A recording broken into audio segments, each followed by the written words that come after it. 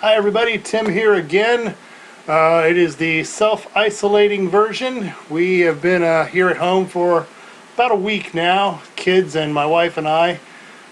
They're all off from school and I'm still having to report to work, which, you know, that's fun.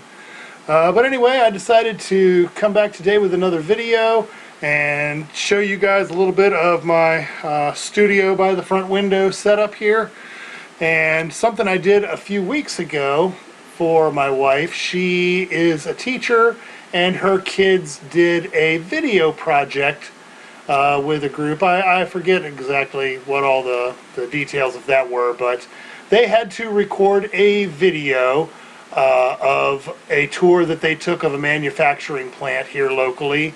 And what they ended up doing was they have to basically make a commercial for that company, 3-minute or less video, and they submit that and it gets scored, and I think they get some kind of recognition if they win or not. I'm not sure what really ever came of that, but she asked me if I would write some background music for them to use in the video, so I thought I'd take you guys through that today. Here on the laptop we're looking at Reaper. This is the project that I set up to do the music with. I wanted to take you guys through some of that and show you what I did. Okay, so here we are inside Reaper. This is a virtual instrument called MauSynth that I downloaded. It's a freebie. It has some really cool presets that I like a lot. I'm not really into EDM music or anything like that, but I've noticed a lot of the EDM guys really have created a lot of very awesome synths and patches for different synths and creating instruments like this one here in front of us. I went through, I found this preset, just a basic ping, and it comes, you know, pre-installed with the instrument. What I was going for initially is, since this is a manufacturing plant that they were making the video for, I kind of wanted something that had kind of an automated, very rhythmic kind of quality to it. And I was just playing around through the presets and I found this one here. This, which, you know, it kind of has that little delay pinging effect, just a basic ping. And I found when I kind of just started playing it a little more percussive, if I just kind of keep a rhythm going with the notes, it kind of has that repeating feel to it, that kind of manufacturing processing line, you know, manufacturing line kind of thing that I was going for. I dropped that down. Here I'm using my my Behringer UMX 250. It is just a MIDI controller straight into the laptop. I dropped that down an octave since it's only got a 2-octave keyboard here, and that gave me a little lower note. So I just started playing an octave on the D with my left hand.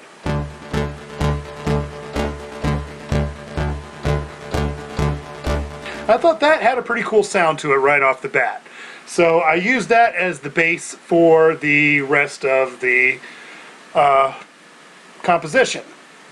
Now, let's close out of that, and I wanted to show you over on another track. Here's another instrument that I've had for a long time now. It's Addictive Keys. This is just piano sounds. Usually it costs a pretty good penny, like far too much in my opinion. But if you wait and you look around for some deals, I found this one time on, I think it was on Amazon, I got it for 29 bucks, which for 29 bucks you really cannot beat it. Hang on here, let me mute one other thing so we're just hearing.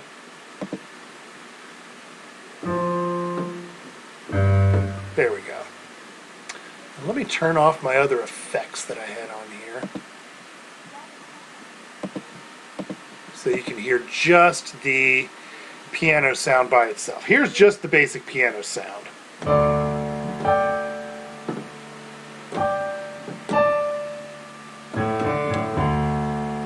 You know, it's not a blow you out of the water piano sound, but it's a good solid sound. I really like it. This is just the Studio Grand that comes pre-installed. Addictive Keys doesn't really give you a whole lot of options for customization and saving your own patches, or at least if it does, I've never really delved that far into it. I just basically throw it on there when I need a piano. And then the other thing I added to that, and mute the piano and get into here, I got the Korg Wave Station. Now this one is another one that costs way too much in my opinion, but sometimes you can find some deals, and if you can just download the individual, there's like a whole legacy package of stuff that you can download. Today I'm just working with the Wave Station, and it's just it's got a real kind of airy sound, this Blow the Bottle preset. Has a little bit of percussiveness on the beginning of it, but then it's kind of just got that real breathy sound to it. When I layer it with the piano, I think it sounds really good together.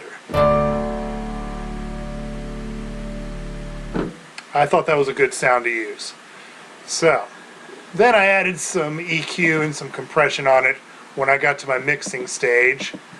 But the composition stage, I just used those two sounds pretty much on their own, and then I layered them with that MauSynth for the bass line. And what I came up with was this initial riff, where I'm just bouncing some notes on the D here, just doing an octave.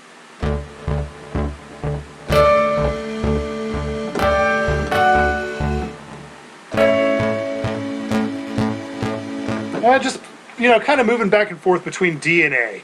Just go here and open fourth on the A here to kind of start. It's actually kind of a second inversion D, but I'm just playing the A and the D.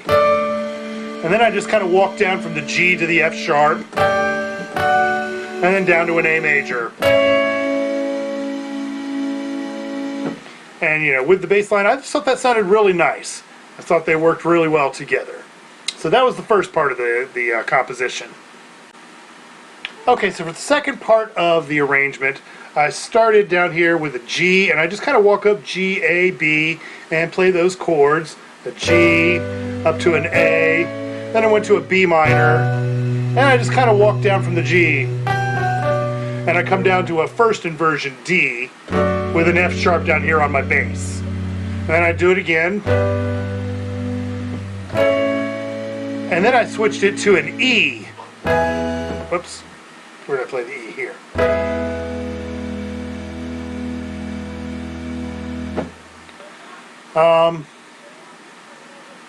The next thing I wanted to talk about, I wanted to show you the drums, the way I did those. That I used this guy here, the MT Power Drum Kit 2. It's another free instrument. I really recommend it. It's got a good sound to it.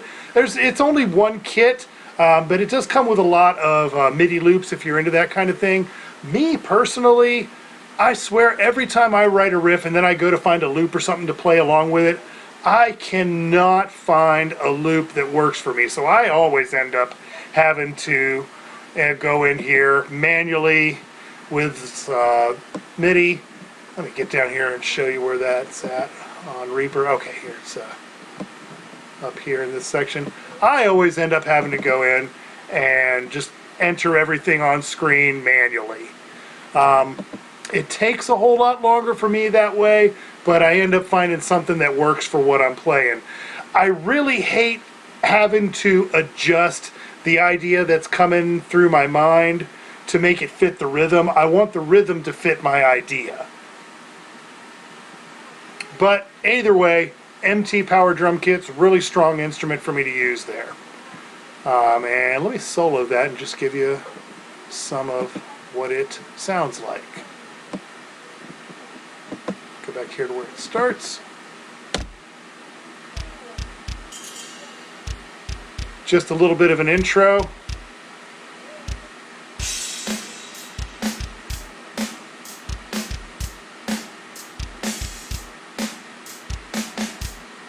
Just a real basic rhythm to go along with the keyboard parts I was playing. I did, let me jump forward here a little bit. I did have the second part, I kind of livened things up. I'm a real big fan of a ride bell.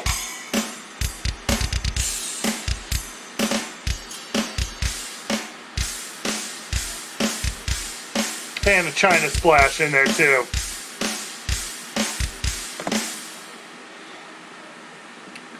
So here's the thing about me and drum work. As a musician generally, you know, I play guitar, I play bass, I play keyboards, I end up programming the drums. If I'm doing a song with vocals, I end up singing myself. You know, so I kind of end up having to do everything on my own. And people's natural tendency is going to be to spend the time on the parts that you're strongest at because you want those to sound good. You want to showcase what you're really good at. I kind of take the opposite approach when I'm writing and recording because I know that my strengths are not with drums and not with vocals. So I end up flip-flopping the amount of time that I spend working on those. You know, if I'm putting some guitar parts down or some keyboard parts down, I really don't spend a whole lot of time obsessing about getting those parts perfect when I record and when I mix, because they kind of just come out the way I want them to in the first place. Those are the things that I'm strongest at. I spend the majority of my time working on drums and vocals and the areas that I don't have a lot of confidence and a lot of experience with. So I end up working a lot on those. Okay, so let's just go ahead and take a listen of the whole composition. If you look here in the beginning, right up here at the beginning of the Reaper project, I got a couple measures where there's nothing. I did that on purpose so that it would sync better with the video when I line that stuff up. I'm not going to show the video on here. I'm not sure if I'm allowed to link to it or not because it's something that the school did, so I don't know if I've got any rights to do anything with that. But this composition is completely mine, all original, so I'm going to let you hear it.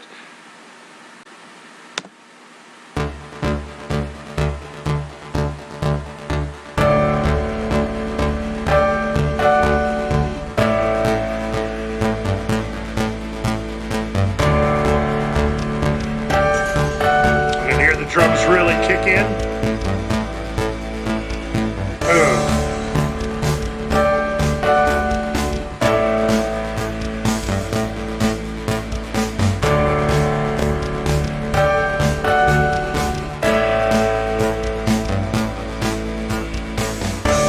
I let this part repeat a couple of times until we got to a natural changing point in the video itself.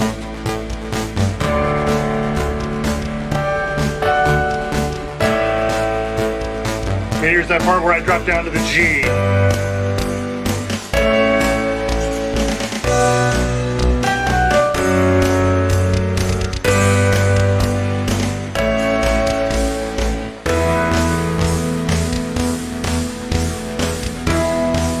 Then I'm going to repeat that part again.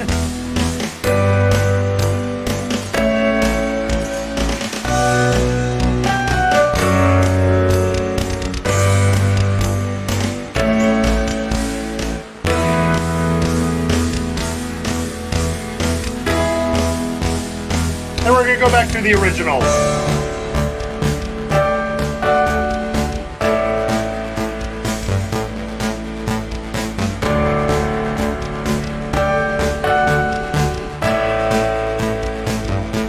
One more time through.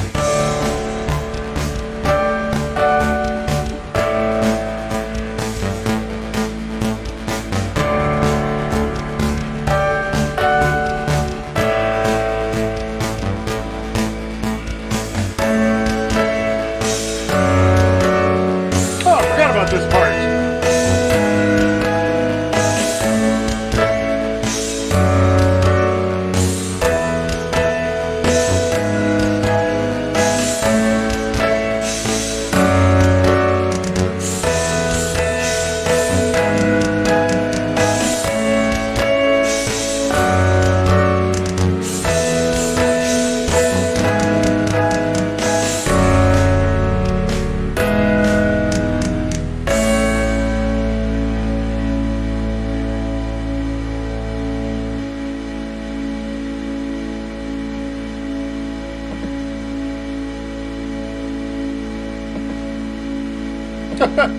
Okay, something decided to happen there at the end with my playback.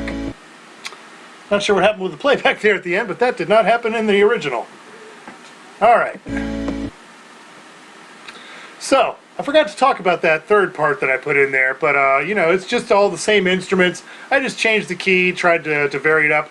I felt like two parts was a little bit static. I forgot about that before I started recording, but you know, just some fun stuff I tried to throw in there and liven it up a little bit, and then you know, just kind of built the chords up there at the end to a good finale. It fit pretty well with the video. I thought it came out pretty well. I was very satisfied with it. Let me know what you guys think. I'd love to hear your thoughts on this, and I just wanted to show you guys a little bit of my process today, and hopefully we'll see you guys again real soon. Remember to like and subscribe the video. Check out the other stuff on my channel if you haven't already. Please spread the word around and get some subscribers to come on over here, and I'll be able to keep doing some more stuff for you. I'll see you next time.